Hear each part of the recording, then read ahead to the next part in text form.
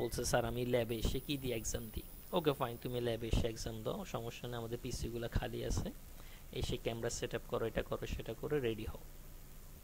And viva বোর্ডের সময় HR HR যারা থাকে আর কি, হ্যাঁ, তারা দেখে যেহেতু আপনারা নন আইটি থেকে আইটিতে আসতেছেন, তাই না? অ্যান্ড এইচআর দেখে বা কোম্পানি দেখে আসলে ঝোঁকের বসে আসতেছে নাকি আসলে সে আসলে প্যাশনেট, সে আসলে আইটিতে ক্যারিয়ার করতে চায়। এছাড়া ওনাকে প্রশ্ন করছে আপনার তো ভালো ক্যারিয়ার, অনার্স পাস করছেন, মাস্টার্স করছেন, অ্যাকাউন্টিং অনার্স, অ্যাকাউন্টিংয়ে মাস্টার্স, চিটং ইউনিভার্সিটি থেকে পড়াশোনা করছেন, এখন আপনি একটু গভর্নমেন্ট জব টব অ্যাপ্লাই করতেছেন না? তো ছেলেটা বোকামি করে বলে ফেলছে হ্যাঁ হ্যাঁ জি স্যার অ্যাপ্লাই করতেছি, আমি কিছুদিন আগে শিক্ষক নিবন্ধন দিয়েছিলাম। এরপরে হ্যালো। এসআর বলতেছে আপনি ব্যাংকের জব অ্যাপ্লাই করতেছেন, আপনাদের অ্যাকাউন্টিং ফিনান্স নিয়ে পড়াশোনা করছেন, তাহলে ব্যাংকের জব তো আপনার জন্য ভালো। এটা এসআর ট্রিক্স চালাচ্ছে। সে কি আসলে ঝোঁকের বসে আইটি ক্যারিয়ার আসতেছে নাকি কিছু পারে না দেখে আসতেছে? সে বলে দিছে কি হ্যাঁ হ্যাঁ আমি ব্যাংকে জবে ট্রাই করতেছি। এসআর এরপর জিজ্ঞেস করছে নেক্সট কোন ব্যাংকের এক্সাম আছে। সে বলতেছে ম্যাডাম নেক্সট শুক্রবার এই ব্যাংকের এক্সাম আছে। পরে আলটিমেটলি তারা ওই কোম্পানি নেয় নাই, কারণ ওর কথা দ্বারা এটা প্রেজেন্ট হয় যে সে আসলে পুরোপুরি আইটিতে আসে নাই, সে এখন কিছুদিন শিক্ষক নিবন্ধনের চেষ্টা করে।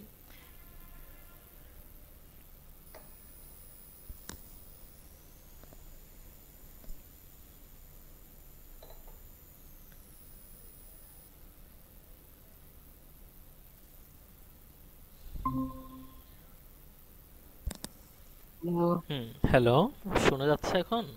মজা এখন। হ্যাঁ হ্যাঁ এখন শোনা যায়, ডিসকানেক্ট হয়েছিলেন। আমার ওই সমস্যা হয়েছিল অনেকক্ষণ ধরে, এর জন্য ধরে আমি বের হয়ে আবার join করলাম। বুঝছি। হ্যাঁ। তাহলে অর্থাৎ আপনারা যারা, আমরা যে, আমি নিজেও কিন্তু নন আইটি থেকে আইটিতে, আমার অনার্স মাস্টার্স কিন্তু কিসে না, কম্পিউটার সায়েন্স না, ঠিক আছে? হ্যাঁ। আমিও মাদ্রাসা ব্যাকগ্রাউন্ডের স্টুডেন্ট, এরপর অনার্স হ্যাঁ। ম্যাথমেটিক্স, মাস্টার্স ম্যাথমেটিক্স, এরপর আমার আইটি ক্যারিয়ার শুরু।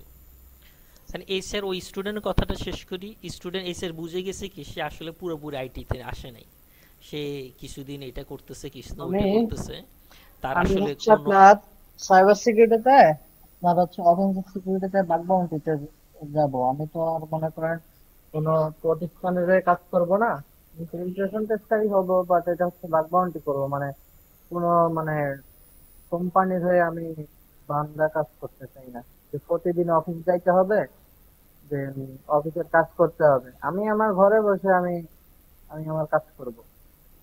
বাউন্টির প্রোগ্রামের কথা তো আপনি জানেনই, তাই না? শুনছেন হয়তো।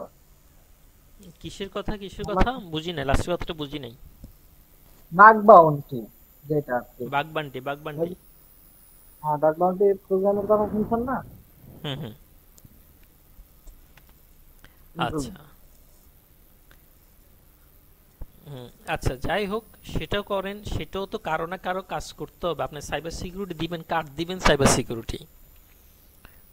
হ্যাঁ, সেটাও কোম্পানি। আপনি যেটা বলছেন এই যে আপনার ইন্টারভিউ দিতে হবে, তারপরে আরো অনেক কিছুই, ঠিক আছে, এগুলা আহ প্রয়োজন আছে, যা যা বলছেন এগুলোর প্রয়োজন আছে। প্রয়োজন আছে। মনে করেন আমি আজকে আমি একটা রিসোর্স পাই, মনে করেন আপনি ফ্রিল্যান্স টাইপসের কিছু কাজ আছে, হ্যাঁ, মানে আমার হ্যাঁ। বাংলাদেশে সাপোজ কারো একজন সিকিউরিটি রিলেটেড কোনো একটা জিনিস প্রয়োজন, সেটার জন্য প্রায় $1000 পে করবে, অ্যান্ড সে বাংলাদেশের যে কোনো একটা মার্কেট প্লেসে যে কোনো জায়গায় দিল, এই কাজটা কে পারবে? এখন আপনি দেখেই বুঝতেছেন আপনি পারবেন,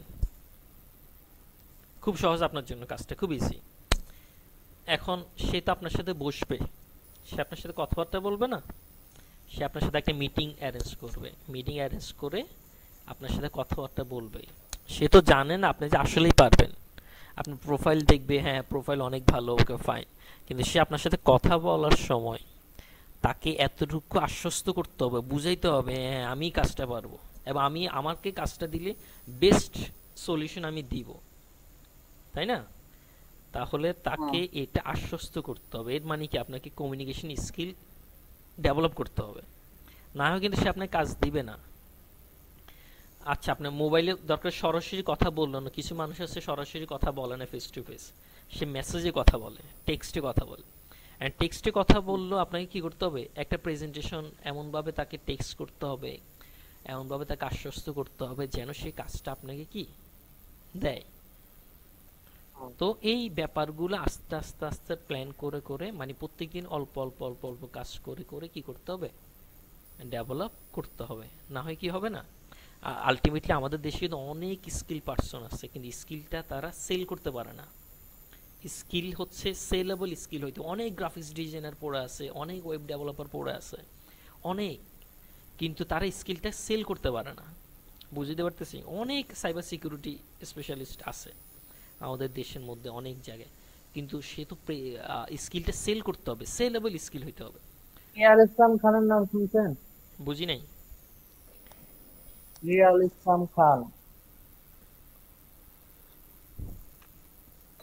আবার একটু বলুন তো, কথাটা আসে নাই পুরোপুরি। রিয়াল ইসলাম খান চিনেন? হ্যাঁ হ্যাঁ হ্যাঁ, শুনছি। নাম শুনছেন না? হুম হুম।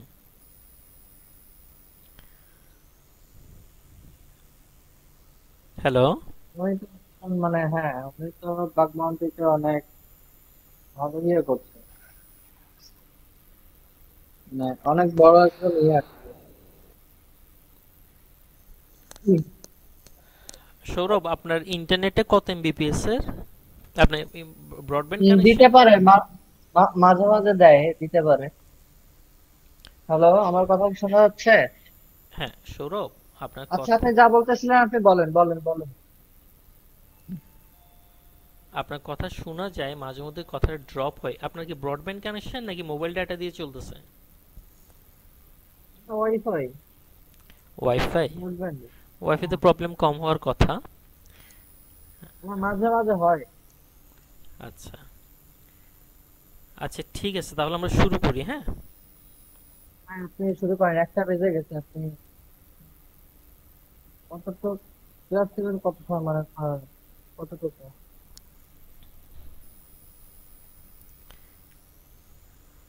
আচ্ছা দেখেন, আমাদের প্রথম চ্যাপ্টার আমি গতকাল আপনার যে হোয়াটসঅ্যাপে যে নকগুলো দিছি,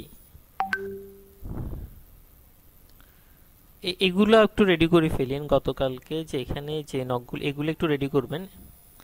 এখানে যেটা মিন করছি, মানে আমি যেটা মিন করছি, মাদারবোর্ডের ফর্ম ফ্যাক্টরগুলো লিখছে। আচ্ছা, এটা সিস্টেম বোর্ড কম্পোনেন্টগুলো লিখেন নাই, মানে পেজ। আবার ডিসকানেক্ট হয়েছিলেন? হ্যাঁ, আমারও। আচ্ছা, তাহলে দেখেন আমি আবার রিপিট করি। এখানে হোয়াটসঅ্যাপে যে 2 নম্বর সিস্টেম বোর্ড কম্পোনেন্টগুলো দেন নাই, ওটা লিখেন নাই। আর হচ্ছে পোস্টের সিস্টেম বোর্ড কম্পোনেন্ট 10 নম্বর পেজে যে কন্টেন্টটা ছিল সেগুলো লিখেন নাই আপনি। 10 নম্বর বোর্ড পেজে কম্পোনেন্ট লিখি নাই। এই যে লিস্টটা লেখার জন্য বলছিলাম আর কি। লিখছিলাম তো, হচ্ছে আপনার সিপিইউ, তারপরে র্যাম, এগুলো না? এই 10টা সবগুলাই লিখতে হবে, আচ্ছা। মানে এগুলো লিখে লিখে প্র্যাকটিস না করলে আপনি লিখে লিখে বাস প্র্যাকটিস, আর্কিটেকচার,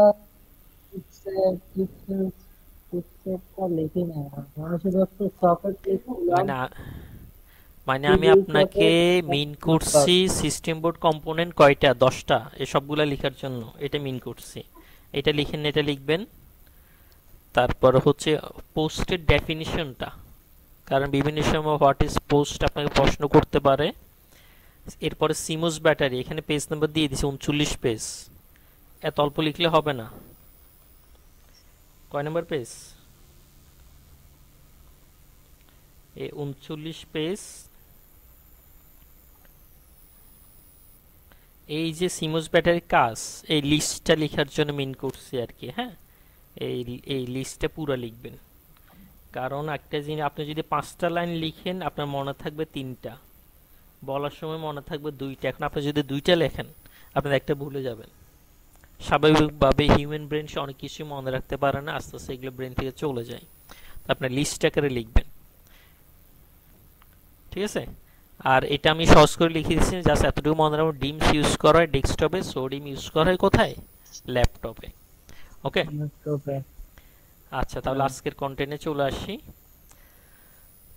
দেখেন আজকের কন্টেন্টটা আমি আরো প্র্যাকটিক্যাল বেসড বুঝাই দিচ্ছি। আমাদের এখানে চ্যাপ্টার 2, 3, 4 তিনোটা একসাথে কভার করবো আজকে। হ্যাঁ, মূলত হইল peripherals, cables, connectors, printers, multifunction device. আচ্ছা চ্যাপ্টার 4 না, 2, 3 একসাথে ক্লোজ করে দিচ্ছি। হ্যাঁ, প্র্যাকটিক্যাল বেসড। দেখেন কোনটা কোনটা? চ্যাপ্টার 2 আর 3। 2 আর 3? হ্যাঁ, expansion, card storage device and power supply. Hmm, খেয়াল করেন এ প্লাসের মূল উদ্দেশ্য হইল, কমসে এ প্লাসের মূল উদ্দেশ্য হইল একজন ইঞ্জিনিয়ার যেন তার সিস্টেমের প্রবলেম সলভ করতে পারে এবং ট্রাবল শুট করতে পারে, প্রবলেম হইলে যেন এগুলো সলভ করতে পারে, সিস্টেম এবং সার্ভার। আচ্ছা এখন আপনার মনে একটা কোশ্চেন আসে নাই? আপনি সাইবার সিকিউরিটি নিয়ে পড়াশোনা করবেন, হ্যাঁ, এখন আপনার কি কনফিগারেশনের ডেস্কটপ লাগবে বা ল্যাপটপ লাগবে? এই ধরনের চিন্তা আসছিল কখনো? আমি যতদূর শুনছি যে কনফিগারেশন আপনার 8 জিবি, 4 জিবি, 8 জিবি র্যাম হলেই যথেষ্ট। আর হচ্ছে মানে কারণ এখানে মূল কাজ তো হচ্ছে আপনার লিনাক্সে, তো লিনাক্স হচ্ছে আপনার সিএলআই বেস। সিএলআই তে হচ্ছে আপনার কাজ করতে গেলে হচ্ছে আপনার র্যামের বেশি প্রয়োজন হয় না, তবে হইলে ভালো হয়। হুম হুম, হ্যাঁ ঠিক আছে, ঠিক কারণ শুনছেন। এটা তো হচ্ছে গুই, মানে যেটা হচ্ছে আপনার গুই মানে গ্রাফিক্যাল ইন্টারফেস, যেটা এখানে হচ্ছে র্যাম ট্যাম বেশি লাগে। তা না হলে হচ্ছে আপনার স্লো কাজ করে, বাট কমান্ড লাইনে তো হচ্ছে আপনার স্লো কাজ করে না, ঠিকঠাকই কাজ করে, কারণ ওইটা হচ্ছে ডিরেক্ট হচ্ছে আপনার কার্নেলের সাথে যোগাযোগ করে। হুম, ঠিক আছে। আচ্ছা এখন এবার আপনি একজন সাইবার সিকিউরিটিতে আছেন, আপনি নেটওয়ার্কিং সাইবার সিকিউরিটি স্পেশালিস্ট আছেন।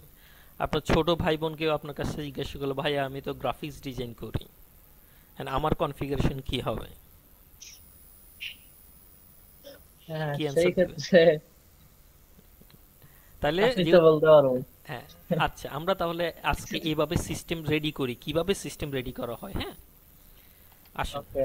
রায়হানস কম্পিউটার, এটা একটা কম্পিউটার ব্র্যান্ড শপের নাম। ওকে, প্রথমত একটা সিস্টেম বানানোর জন্য কি লাগে বলুন তো, কি লাগে? হ্যাঁ, প্রথমত একটা সিস্টেম ইউনিট বানানোর জন্য কি লাগবে, মানে আমি প্রথমে কি ডিসিশন নিতে হবে, কি কিনতে হবে? সিপিইউ, আগে হচ্ছে প্রসেসর। প্রথম হচ্ছে মাদারবোর্ড,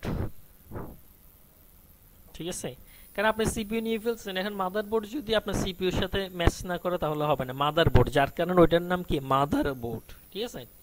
তাহলে আমরা প্রথমে একটা মাদারবোর্ড সিলেক্ট করব। হ্যাঁ, ডেস্কটপ হ্যাঁ, থেকে ডেস্কটপ থেকে দেখেন মাদারবোর্ড কোথায় আছে, কোথায় আছে মাদারবোর্ড। হ্যাঁ, ক্লিক করলাম, এখানে অল অল ব্র্যান্ডস, মাদারবোর্ডের সবগুলো ব্র্যান্ড আছে। আবার বাজেটেরও একটা ব্যাপার থাকে, তাই না?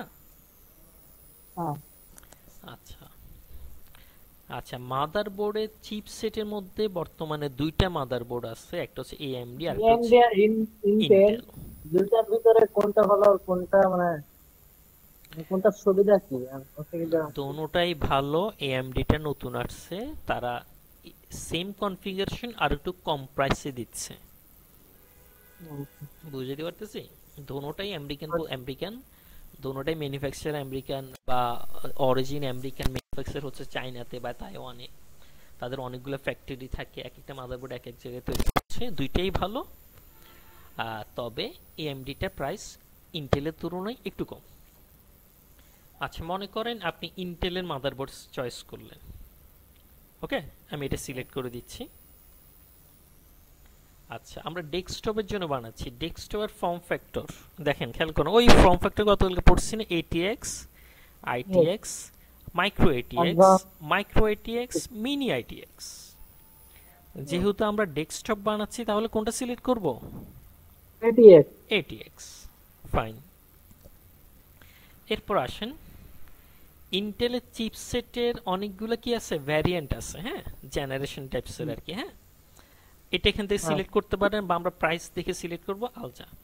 এরপর আসেন প্রসেসরের ক্ষেত্রে সকেট। বিকে 7 দিয়ে আপনার শুরু হয়েছে, তাহলে ওটা কি হচ্ছে আপনার কোরাই 7 নাকি?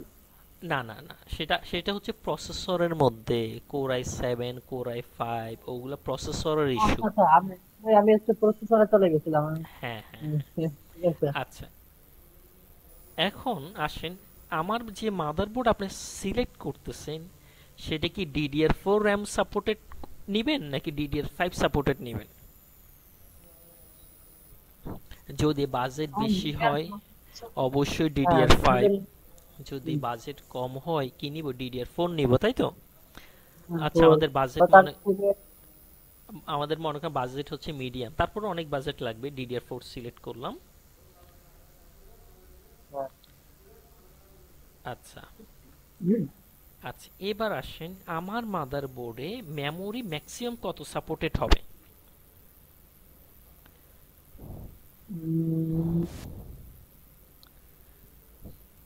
খেয়াল করেন একটা জিনিস মনে রাখেন, মনে করেন আপনারা এখন মাদারবোর্ডের হচ্ছে আপনার দেখতে হবে যে কত সাপোর্ট করে সেইটা। একটা জিনিস বোঝার চেষ্টা করেন, মনে করেন এখন আমার বাজেট আছে 50,000 টাকা, মানে যে কোনো হ্যাঁ সিস্টেম বানানোর সময় এমন প্ল্যানে বানাইতে হবে যেন আগামী 5 বছর তাকতে হাত দিতে না হয়। ওকে হ্যাঁ ওকে, আমার ম্যাক্সিমাম ক্যাপাসিটি যদি 128 জিবি হয়, 64 জিবি হয়, আমি আপাতত 8 জিবি র্যাম লাগাইলাম, সামনে আমার কাজ বেড়ে যেতে পারে না? হ্যাঁ আপনি আজকে মনে করেন 8 জিবি র্যাম নিয়ে কাজ করতেছেন, একটা লিনাক্স সার্ভার নিয়ে কাজ করতেছেন, আপনার যখন আরো অ্যাডভান্স নেটওয়ার্কিং সাইবার সিকিউরিটি নিয়ে কাজ করবেন, তখন একটা লিনাক্সের ওএস, একটা স্যান্টোস, একটা উবুন্টু, এদিক থেকে অ্যাটাক চালানো, ওই দিক থেকে অ্যাটাক চালানো, ক্লায়েন্ট হিসেবে এক্সিকিউট করা, সার্ভার হিসেবে এক্সিকিউট করা, আপনাকে 4-5টা ওএস রান করতে হইতে পারে। ঠিক আছে, তাহলে সবসময় এটা মাথা রাখবেন যে আমি আপাতত আমি 64 জিবি র্যামও যদি আমার মাদারবোর্ড সাপোর্ট করবে 64 জিবি, আপাতত আমি 8 জিবি লাগাইলাম র্যাম, পরে আমি কি করতে পারবো, বাড়াইতে পারবো। ওকে, আচ্ছা র্যাম স্লট 2টা 4টা অপশন আছে, হ্যাঁ, যদি আমি 4টা সিলেক্ট করে দিই, চারটা সিলেক্ট করলে আপনার মেমোরি পরবর্তী ম্যাক্সিমাম 128 জিবি। 28 জিবি করা যাবে। হ্যাঁ, এই মাদারবোর্ড গুলাতে চারটা র্যাম সাপোর্ট করবে, মানে এই এবার আমার সিলেক্ট করে দিলাম তো, এখানে তারা ফিল্টার করে কয়টা দেখাইলো, 4টা দেখাইলো। কয়টা দেখাইলো? চারটা 4টা। চারটা এন্ড বাজেট কম থাকে আরো লো বাজেটে চলে যেতে হবে, তখন এখানে মনে করেন র্যাম স্লট 2তে চলে আসতে হবে যদি বাজেট কম থাকে। হ্যাঁ, মনে করেন আমি এটাই সিলেক্ট করি আপাতত, আমি মিডিয়াম বাজেট মানে 50-60 হাজার টাকার ভিতরে একটা ইয়াতে রেডি করব। আচ্ছা এবার চলে আসলো আসুসেরটা, হ্যাঁ, এটা নিলাম। দেখেন একটা মাদারবোর্ডের ভিতরে আবার কি কি থাকে, প্রসেসর জায়গা থেকে এটার এলজিএ সকেট, এলজি হচ্ছে প্রসেসর যেখানে বসে সে সকেটটা। এই মাদারবোর্ড 12 জেনারেশন এবং 13 জেনারেশন দুইটা সাপোর্ট করে। 12 জেনারেশন 13 জেনারেশন দুইটাই সাপোর্টেড। হুম হুম, দেখি আচ্ছা এটা মেমোরি একটু স্লট লো আর র্যাম বাজেটের হয়ে স্লট যাচ্ছে, এটা দুইটা। না, এটা সেলারন কোর i5 গুলো সাপোর্ট করবে না, আমি আরেকটাতে যাই, এটা লো বাজেট হয়ে যাচ্ছে, আমরা আর একটু ভালো কনফিগারেশনে যাই,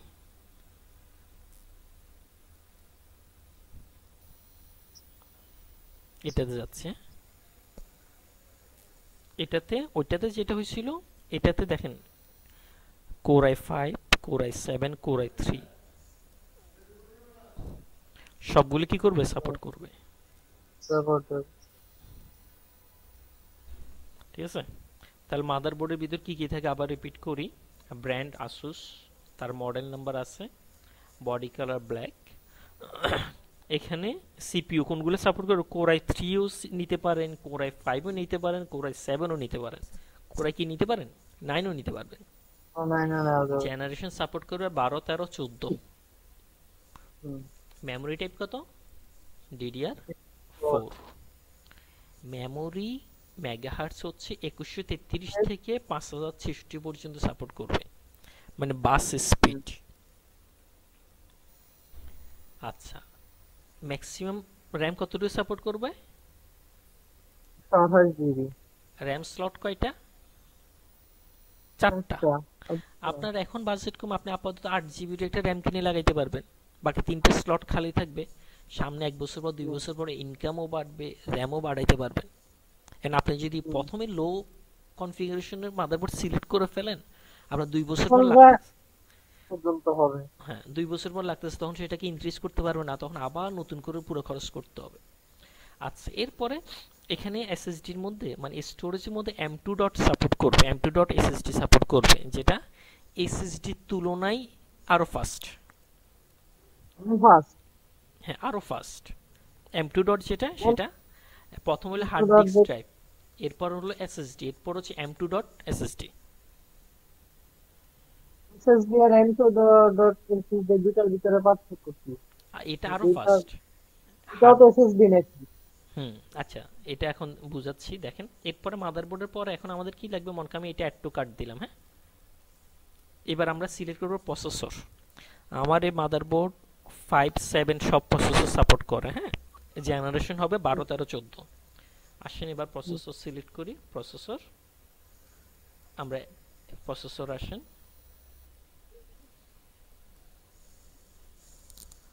আমরা ইন্টেলে যাই। আচ্ছা, প্রসেসর আমরা মনে করেন কোর i5 এরটা নিব। হ্যাঁ, ওকে। আচ্ছা, আমার জেনারেশন 12 13 14 সাপোর্ট করে, আমরা মনে করেন 12 নিলাম। 12 13 14 তে গেলে প্রাইস অনেক বেড়ে যাবে। একটু উপরে যান। আস্তে আস্তে আস্তে দাঁড়ান। এখানে এই যে 4i9, তারপরে আর কি দেখলাম জানি। আচ্ছা, আমি আবার আনচেক করে দিই। দেখেন কোর i3 579 জেনারেশন সিলেক্ট করা যাচ্ছে, কয়টা কোর আছে, কয়টা থ্রেড আছে তারও লিস্ট আছে। হ্যাঁ, আর হচ্ছে সিপিইউ ক্যাশ, মানে ক্যাশ মেমরি কত এমবি সেটাও আছে।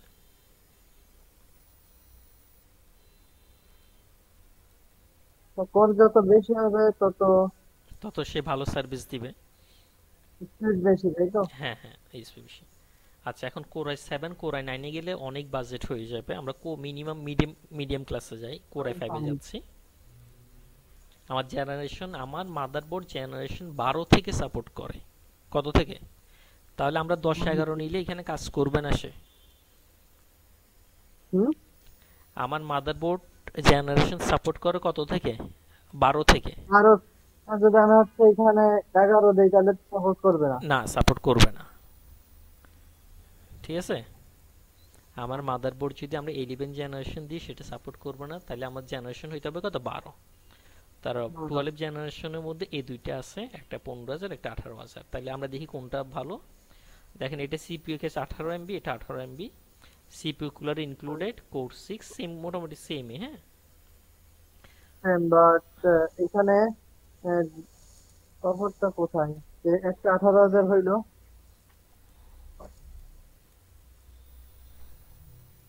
সবই যদি সেম হয় তাহলে একটা 18,000 কেন হইলো? এটা একটু নতুন পুরাতন থাকে, মানে একটা যদি 2024 এর ম্যানুফ্যাকচার হয়, আর এটা যদি মনে হয় 2023 এর ম্যানুফ্যাকচার, 22 এর ম্যানুফ্যাকচার, বা আবার চাইনাতে যদি কি হয় রেডি হয় তখন দাম একটু কম হয়, তাইওয়ানে রেডি হলে দাম আর একটু বেশি হয়। ঠিক আছে, বুঝতে পারছি। মানে পুরাতন প্রোডাক্ট হলে দাম একটু কম হয়, নতুন প্রোডাক্ট হলে দাম একটু বেশি। তাহলে আমরা এটা সিলেক্ট করে দিলাম। হ্যাঁ, তাহলে একটা ডেস্কটপ বানানোর জন্য আমরা এখানে মাদারবোর্ড নিলাম, কি নিলাম, প্রসেসর নিয়ে ফেলাম। এবার আমার লাগবে এসএসডি। আমাদের যেহেতু ইন্টারনাল স্টোরেজের মধ্যে এসএসডি নিব, তো অল ব্র্যান্ডে যাই। দেখেন M2 ডট, দেখেন একটা হচ্ছে এসএসডি, একটা হচ্ছে SATA এসএসডি, আর একটা হচ্ছে ফর্ম ফ্যাক্টর। দেখেন M2 ডট এসএসডি। ঠিক আছে, আমার মাদারবোর্ড M2 ডট সাপোর্ট করে। এগুলো হলো SATA এসএসডি। দেখেন আগে ছবি দেখেন। হ্যাঁ, বুঝে যায় না, আবার একটু বলেন তো। একটা 2224 না কত দেখলাম, 42, আর একটা হচ্ছে 2280। আবার একটু বলেন, বুঝি নাই। M.2 এটা না? হ্যাঁ হ্যাঁ হ্যাঁ এটা। তারপরে যে নাম্বারটা দেওয়া আছে এটা দিয়ে কি বোঝানো হচ্ছে? আচ্ছা দেখেন, আচ্ছা ওটা বুঝাচ্ছি আমি। আমরা আগে দেখেন, যদি আমি এটাতে যাই দেখেন। হ্যাঁ, আচ্ছা এর আগে আমি আর একটু সহজ থেকে আসি, এর আগে আমি হার্ড ডিস্কটা দেখি, হার্ড ডিস্কের ছবি তো কতলকে দেখাইছি তাই না? এরপরে হার্ড হলো ডিস্ক। আমি এটার আগে সাটাটা শেষ করি। সাটা এসএসডি, সাটা এসএসডি হলো এগুলা, এগুলা সাইজ এত বড়। হ্যাঁ, এগুলো কি এক্সটার্নাল? হ্যাঁ, না ইন্টারনালও ইউজ করা যায়। এটার রিড স্পিড রাইট স্পিড মানে সে কত দ্রুত, 560 500 500 এমবিপিএস 500 এমবিপিএস। হ্যাঁ, এবার আমরা যাই ইয়েতে, এসএসডি তে M2 ডটে চলে যাই। হ্যাঁ, আমরা যদি M2 ডটে যাই, এটা রিড স্পিড কত 970, ওগুলো ছিল কত 500, এগুলো কত 970। মানে এ আরো আপনার ফাস্ট কি দিবে, ডেটা ডেলিভারি দিবে। আর যদি এটা দিই আর একটু লেটেস্ট দিই, 2242 জায়গায় 2280 দিই, ভ্যারিয়েন্ট আছে তার মধ্যে, কি আছে ভ্যারিয়েন্ট আছে, আরো কনফিগারেশন দেখতে হবে, দেখে টেকে সেগুলো স্পিড 500-র উপরে। এই দেখেন এটা রাইট স্পিড কত 1200 950। ঠিক আছে, তো হ্যাঁ, এগুলো দেখে শুনে নিতে হবে আর কি। 2200 নর্মাল এসএসডিও অনেক ফাস্ট, এরপর যদি কেউ M2 ডট নেয় তাহলে তো আরো ফাস্ট হয়ে যাবে। ওকে, আচ্ছা মনে কর আমরা ওএস দেওয়ার জন্য শুধু 120 জিবির একটা এসএসডি নিলাম, যেখানে আমার অপারেটিং সিস্টেমটা থাকবে। হ্যাঁ, তাহলে খুব দ্রুত ওএসটা লোড হবে। 120 জিবি সিলেক্ট করে দিলাম, পাইলাম এটা। হ্যাঁ, 500 M2 ডট সিলেক্ট করছি, এটা রিড স্পিড মোটামুটি 500 আর 470, এটার দাম হচ্ছে 1900। ঠিক আছে, এটা অ্যাড করে দিলাম। এখন আমরা একটা হার্ড ডিস্ক নিব, যেখানে আমরা মোটামুটি ডেটা রাখতে পারবো। স্টোরেজ আবার আসি,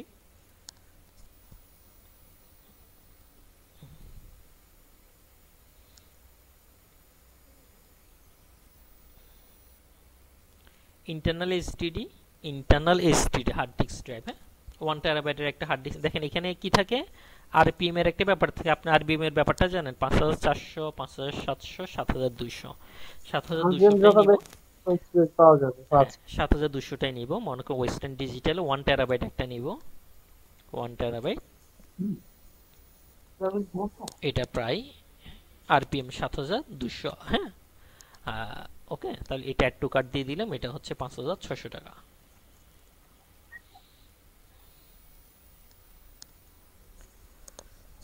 বলেন তাহলে কি কি নিছি বলেন তো? নিয়েছি, সিপিইউ নিয়েছি, RAM নিয়েছি, তারপর হচ্ছে আপনার এখন নিয়েছি, এই জিবি নিয়েছি। আচ্ছা, এখন হইল আমরা যদি, যেহেতু আমরা নেটওয়ার্কিং বা সাইবার সিকিউরিটি নিয়ে কাজ করতেছি, সেক্ষেত্রে আমাদের গ্রাফিক্স নিয়ে তেমন ইস্যু নাই, তাহলে আমাদের গ্রাফিক্স কার্ড লাগবে না। যদি আপনাকে আপনার কোনো ছোট ভাই প্রতিবেশী গ্রাফিক্স বা ভিডিও এডিটিং এর জন্য বলে, সেক্ষেত্রে তার জন্য আলাদা একটা গ্রাফিক্স কার্ড লাগবে। বা কোনো গেমার চাই, বললো যে আমাকে একটা সিস্টেম বানাই দেন, গেমিং এর জন্য কি লাগবে, গ্রাফিক্স কার্ড লাগবে। বুঝতে পারতেছি। আর ভিডিও এডিটিং এর জন্য এই এই হার্ড ডিস্কগুলো থেকেও, কারণ ভিডিও এডিটিং এর ফাইল, অনেক ফাইল জেনারেট হয়, এক একটা ছবি বা ভিডিও যত ভালো কোয়ালিটি হবে সে তত বেশি স্টোরেজ দখল করবে। তখন বেস্ট হচ্ছে হার্ড ডিস্ক না কিনে সে ওই ক্ষেত্রে কি করতে পারে, এসএসডি নিতে পারে। 1 টেরাবাইট এসএসডি এখন প্রাইস কিন্তু বেশি না, এখন দামটা প্রায় হার্ড ডিস্কের সমানই। দেখেন আমি এটা একটু দেখাই দিই, এসএসডি গুলো প্রাইস কমে আসছে। 1 টেরাবাইট 500, মোটামুটি 6800 টাকা দিয়ে পাওয়া যাচ্ছে একটা 1 টেরাবাইট হার্ড ডিস্ক। এইচডিডি এর দাম সেম, এখন দামটা প্রাইস সেম। এইচডিডি হচ্ছে 5000 5500, আর এটা 6500। তো যারা গ্রাফিক্স নিয়ে কাজ করবে বা যে কেউ টাকা যদি বাজেট বেশি হয়, সেক্ষেত্রে সে কি করতে পারে, হার্ড ডিস্ক না কিনে এসএসডি নিতে পারে, তাহলে সে খুব ভালো কি পাবে, সার্ভিস পাবে। আচ্ছা, এবার যেহেতু আমার সিস্টেমটা মোটামুটি হাই কনফিগারেশন, আমার মাদারবোর্ড অনেক হাই কনফিগারেশন, বা আপাতত না আপনার র্যাম একটা ইউজ করবেন, সামনে দিয়ে যদি র্যাম বেশি ইউজ করেন সেক্ষেত্রে আপনার জন্য আলাদা করে কি প্রয়োজন, পাওয়ার সাপ্লাইয়ের প্রয়োজন আছে। কিসের প্রয়োজন আছে? Power supply. পাওয়ার সাপ্লাই, কারণ ভোল্টেজ রিলেটেড প্রবলেম হলে টোটাল সিস্টেমে সমস্যা হয়ে যাবে। আর তাহলে এই ক্ষেত্রে আমরা এখান থেকে মাউস দেখেন কোথায়, পাওয়ার সাপ্লাই, অল ব্র্যান্ড, মোটামুটি একটা বাজেটের, মোটামুটি যেহেতু আমাদের মোটামুটি হাই কনফিগারেশন, তো তাহলে 200 ওয়াট হবে না, মিনিমাম 300 ওয়াটের পাওয়ার সাপ্লাই লাগবে। 300 ওয়াট দিতে হবে। হ্যাঁ, তো এরকম একটা পাওয়ার সাপ্লাই, ভালো কোয়ালিটির পাওয়ার সাপ্লাই নিতে হবে, কারণ বাজারে 500 টাকার পাওয়ার সাপ্লাই পাওয়া যায়।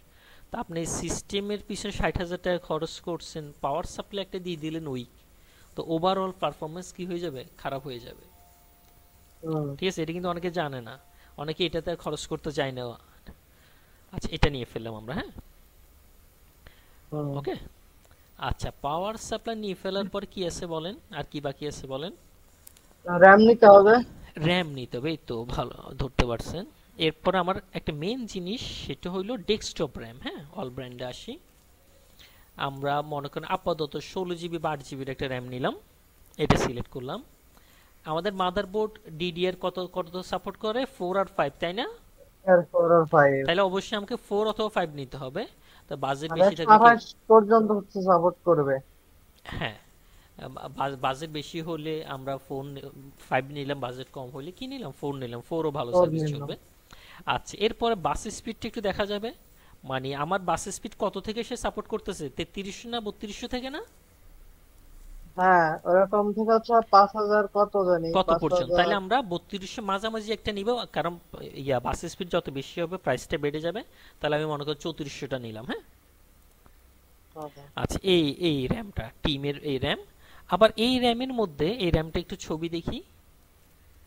আচ্ছা, এটা ইয়ে সহ দিয়ে দিছে না, এটা কাভার সহ দিয়ে দিছে। কিছু কিছু হ্যাঁ, হ্যাঁ। র্যাম এটা কাভার সহ দিছে, তো এটা বোঝা যাচ্ছে না। আমি একটু ব্যাকে যাই, র্যাম নেওয়ার সময় আর একটু ব্যাকে যাই, এটা আনচেক করে দিই।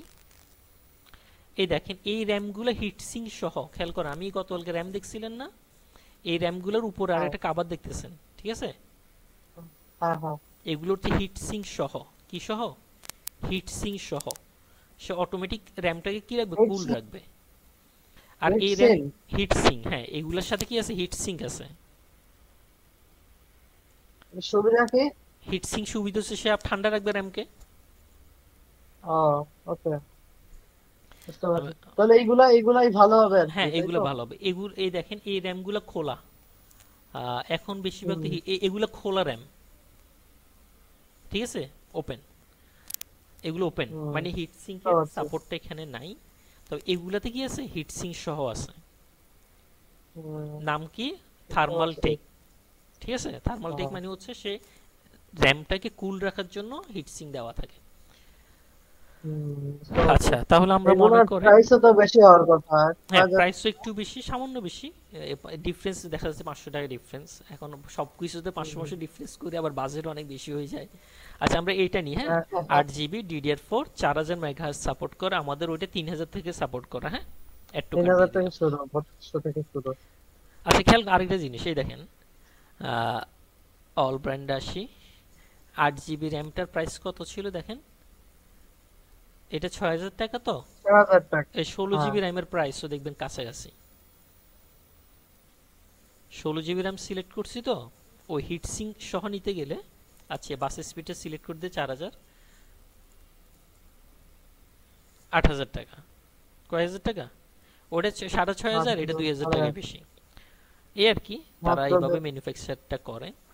আচ্ছা, আমরা আপাতত কয়টা নিলাম, 8 জিবি একটা র্যাম নিলাম। ওকে, 8 এরপর কি জিবি। আছে বলেন? মাদারবোর্ড নেওয়া হয়ে গেছে, সিপিইউ, এসএসডি, এইচডিডি, তারপর হচ্ছে পাওয়ার সাপ্লাই, র্যামও নেওয়া হয়ে গেছে। এবার ক্যাসিং। হ্যাঁ, ক্যাসিং নিতে হবে, যেহেতু আমাদের মাদারবোর্ডটা ATX মাদারবোর্ড। খেয়াল করেন, ক্যাসিং, ক্যাসিং, হ্যাঁ, অল ব্র্যান্ড আসি। তাহলে এখানে ক্যাসিং এর মধ্যে আমাদের মাদারবোর্ডটা ATX না, হ্যাঁ হ্যাঁ। তাহলে ক্যাশিং এর মধ্যে লিখে থাকবে কোনগুলো এটিএক্স সাপোর্টেড, কোনগুলো মিনি এটিএক্স, কোনগুলো ইয়ে এটিএক্স। তো আমাদের মাদারবোর্ডটা মোটামুটি বড় হবে যেহেতু এটিএক্স। হ্যাঁ, হ্যাঁ। এই দেখেন এখানে আছে এটিএক্স, আপ টু এটিএক্স, এই এখানে আছে সাপোর্টেড মাদারবোর্ড। তো আমাদের অবশ্যই আপ টু এটিএক্স হইতে আপু হবে। এটা কি? হ্যাঁ, আপু ইএডিএক্স এটা কি? কোনটা কোনটা? ওর নিচেরটা কি ইএডিএক্স? এটিএক্স মানে হচ্ছে এটিএক্স থেকে একটু ছোট। ও এগুলো নতুন নতুন নাম তারা আরো দিচ্ছে, যারা ক্যাসিং তৈরি করে তারা একটু কাস্টমাইজ করে কিছু কিছু নতুন নাম দিচ্ছে। আবার এখানে ফুল ওকে। টাওয়ার মানে টাওয়ার টাইপসের হবে, এই টাইপসের হবে। হ্যাঁ, এগুলোকে ফুল টাওয়ার বলে। হ্যাঁ, বা মিড টাওয়ার দিলে যদি আপনি মিড টাওয়ার দেন আর একটু ছোট সাইজের হবে। হ্যাঁ, এগুলো মিড টাওয়ার। আচ্ছা, ফুল টাওয়ার মিড টাওয়ার এত ইস্যু না। আচ্ছা, এখানে আরেকটা জিনিস হচ্ছে অপটিক্যাল ড্রাইভ তো এখন মানুষের ইউজ করে না, প্রয়োজন নাই। এটা হচ্ছে কুলিং ফ্যান, মানে বিল্ড এটিএক্স মানে মাদারবোর্ড কুলিং ফ্যানটা, সিস্টেমের ভিতর যে কুলিং ফ্যান সেটা হচ্ছে ক্যাসিং এর সাথে। ওকে। এটা হলো ইম্পর্টেন্ট, হ্যাঁ, কারণ এইটা হচ্ছে সবকিছুকে ঠান্ডা রাখবে। তো এখন ভিডিও ভিডিও গ্রাফিক্স এডিটর অথবা যারা ভিডিও এডিটিং করবে বা গেমারদের জন্য কুলিংটা খুব ইম্পর্টেন্ট। যেহেতু আমাদের সার্ভার লিনাক্সের একটা সার্ভারে তেমন একটা ঝামেলা হয় না, তারপরেও কুলিং ফ্যান থাকা ভালো। মিনিমাম 2টা বা 3টা কুলিং ফ্যান যেন থাকে। ঠিক আছে, মিনিমাম 2টা বা 3টে কুলিং ফ্যান যেন কি থাকে। ওকে। আচ্ছা, এরপরে কেউ চাইলে এখানে কালারটা ফিল্টার করতে পারে, কালার ফিল্টার। আমাদের এত কিছু দরকার নেই, আমরা মোটামুটি স্ট্যান্ডার্ড, এগুলো হচ্ছে গেমারদের জন্য এত কালারফুল জিনিস। আপনি মনে করেন মোটামুটি কম প্রাইসের মধ্যে 3200 এটা গোল্ডেন ফিল্ড মিড টাওয়ার। হ্যাঁ, এখানে এটা সাপোর্ট করবে, এটা নিলে হচ্ছে। হ্যাঁ, আর কারো কালারফুল যদি চয়েস হয় সে কালারফুল কি করতে পারে, চয়েস করতে পারে, এগুলো খুব স্ট্যান্ডার্ড। কালারফুল একটু মাঝে মধ্যে গেমারদের জন্য বা যারা একটু ভিডিও এডিটিং টেডিটিং করে বা শো আপের ব্যাপার থাকে, তা যার যেটা চয়েস আর কি সে অনুযায়ী দিবেন। আচ্ছা, তাহলে আর কিছু বাকি আছে? কিবোর্ড আর মাউস বাকি আছে, তাই না? হয়ে গেছে। কিবোর্ড আর মাউস, তাও অত কিবোর্ড আর মাউস তো আপনার অনেকের কাছে আগে থেকে থাকে। আরেকটা জিনিস হচ্ছে ইউপিএসটা নিতে হবে, ইউপিএস, কারণ হঠাৎ করে যেন শাটডাউনটা না হয়। তো আমরা ইউপিএসটা দেখি একটু, ইউপিএসটা মাস্ট, ইউপিএস অল ব্র্যান্ড। ওই যে আচ্ছা, আমাদের ইউপিএসটা একটু বেশি বোল্ড, 600 না 750 বোল্টে নিতে হবে। কারণ হচ্ছে আমাদের ওখানে ভোল্টেজ বেশি কনজিউম হইতে পারে। কেন ভোল্টেজ বেশি কনজিউম হইতে, কারণ আমাদের মাদারবোর্ডটা একটু বড়। ঠিক আছে, 750 ভোল্টের এটা আছে। তাহলে আমাকে মোটামুটি আমার কারেন্ট যাওয়ার পরে 20-25 মিনিট সে কি দিবে, ফুল সাপোর্ট দিবে। অ্যাড টু কার্ড দিয়ে দিলাম।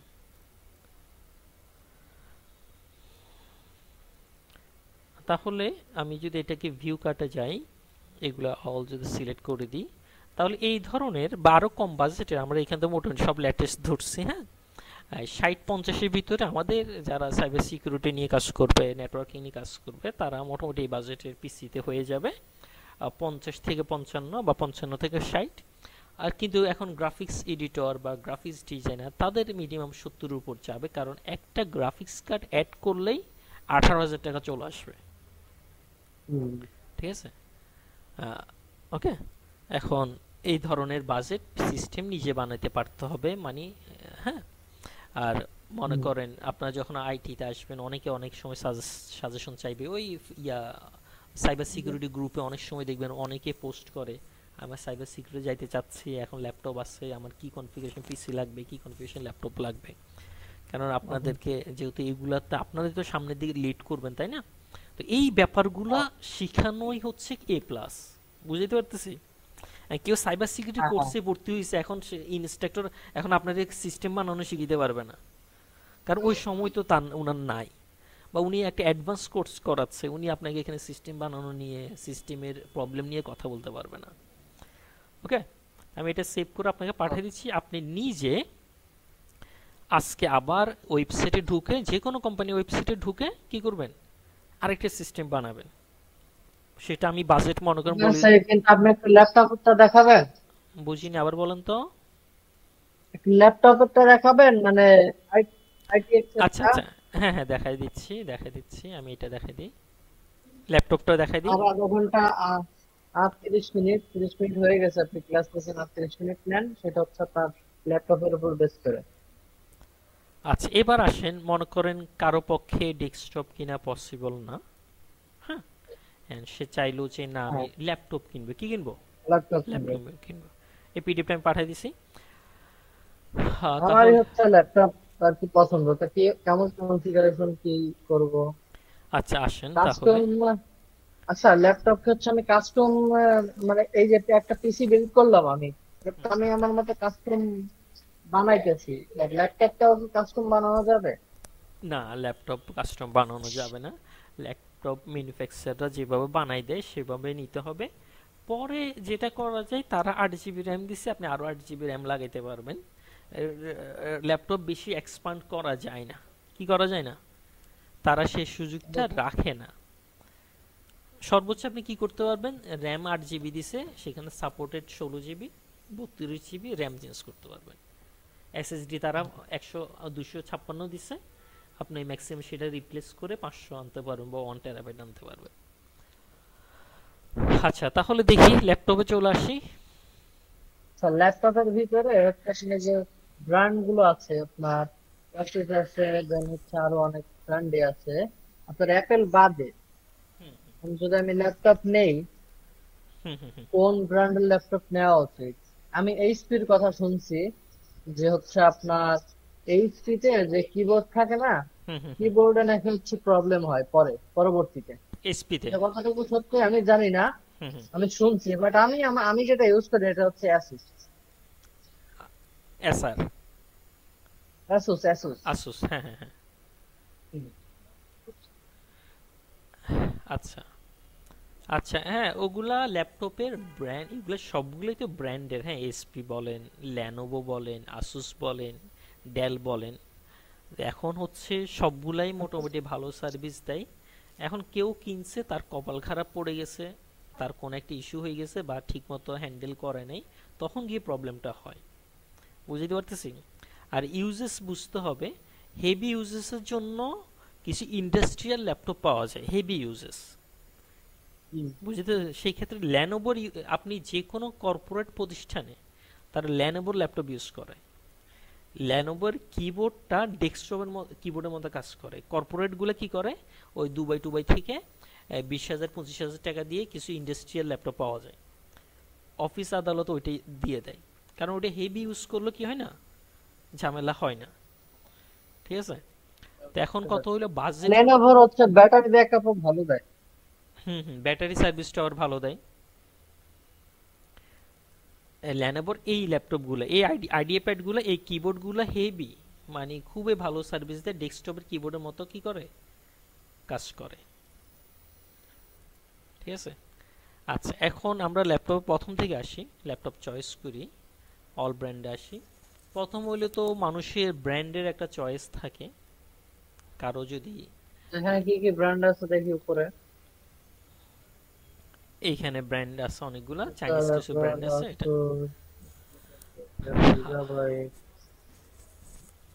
আবার রিসেন্ট এমএসআই মোটামুটি একটু কম প্রাইসের মধ্যে ভালো সার্ভিস, ভালো কনফিগারেশন দিচ্ছে এমএসআইটা, রিসেন্ট। আচ্ছা, মিলিটারি গ্রেড এটা কি? বুঝি নাই। মিলিটারি গ্রেড নিচে নিচে নিচে দেখেন, নিচে একেবারে শেষে।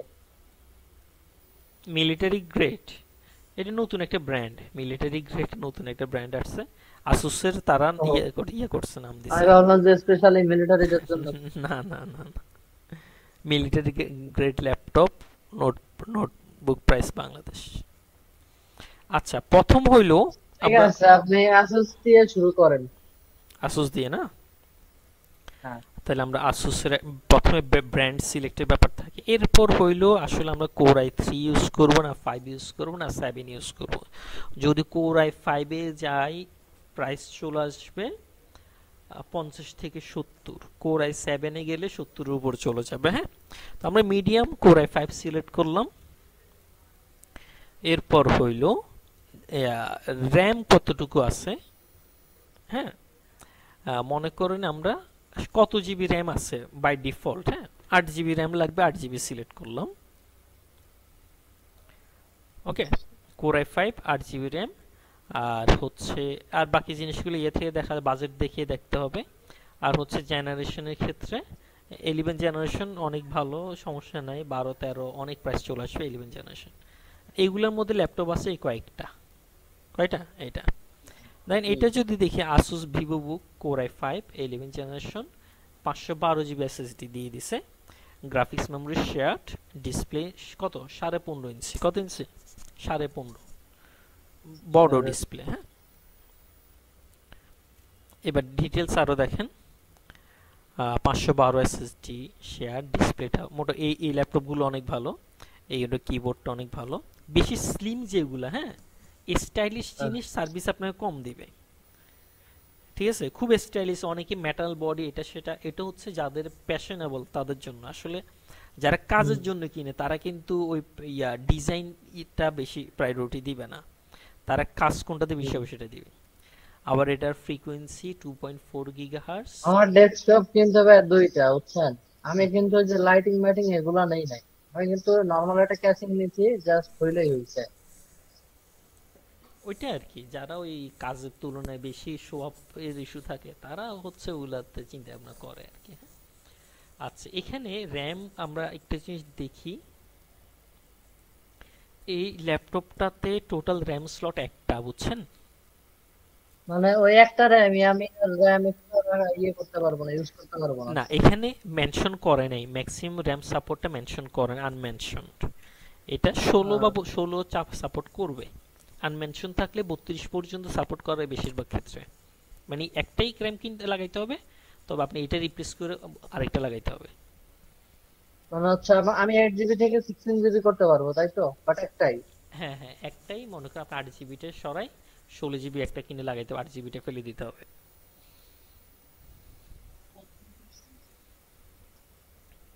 ঠিক আছে।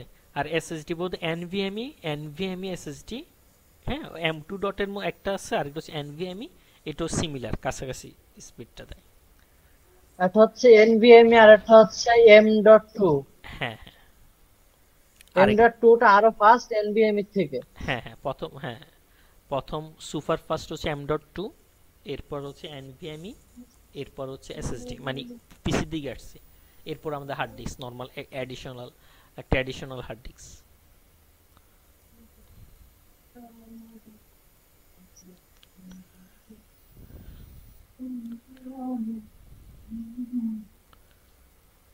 এই সেটআপটা 2 বছরের ওয়ারেন্টি। তারপরে এটা হচ্ছে মেড ইন অ্যাসেম্বল করছে চাইনাতে, কান্ট্রি অরিজিন হচ্ছে তাইওয়ান।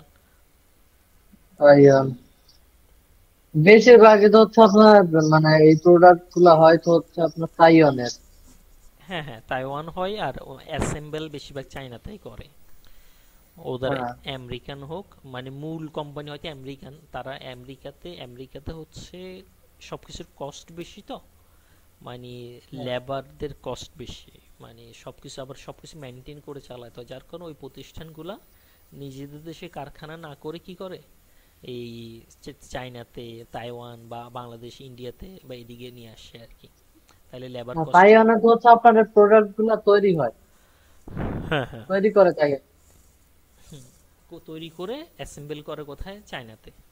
তাই না তো? হুম, রাজ। ওইটাই। তো বাংলাদেশও চেষ্টা করতেছে, আমাদের দেশেও এই ধরনের কিছু কারখানা হওয়ার সময়, স্যামসাং এর একটা কারখানা হওয়ার প্ল্যান আছে, হয়তো হইতে পারে। অ্যাসেম্বল বাংলাদেশে হইলো, তারপর আমাদের লাভবান, আমাদের অনেক জব প্লেসমেন্ট হবে ওখানে। তারপর ল্যাপটপ কেনার সময় টোটাল কত হলে বাজেট, আর এখন ওয়েবসাইট গুলো, যে কোনো ওয়েবসাইটে গেলে খুব সুন্দর, আপনি যে কোনো ওয়েবসাইটে গেলে, মনে করেন আমি যদি আরেকটা ব্র্যান্ডের শপে যাই, স্টার্ট স্টারটেক,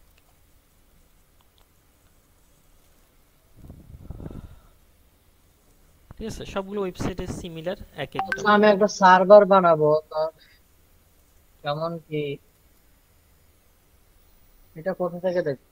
এটা ওখান থেকে দেখেন, এই যদি রাহেন্সে যাই,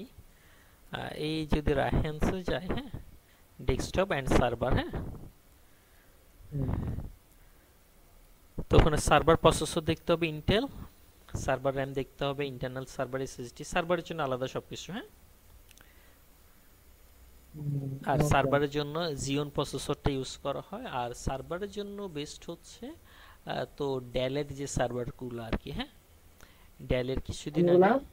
কিছুদিন আগে আমি এরকম একটা নিয়ে কাজ করলাম। কোথায় যেন ডেলের সার্ভারগুলা কয়দিন আগে গেল। ডেলের এগুলো রিফারবিশড পাওয়া যায় যদি প্র্যাকটিক্যাল ইউজের জন্য হয় আর কি। হ্যাঁ, মানে বাসায় ইউজ করার জন্য। এগুলো আবার সার্ভার র্যাক লাগবে, মানে S10 লাগবে।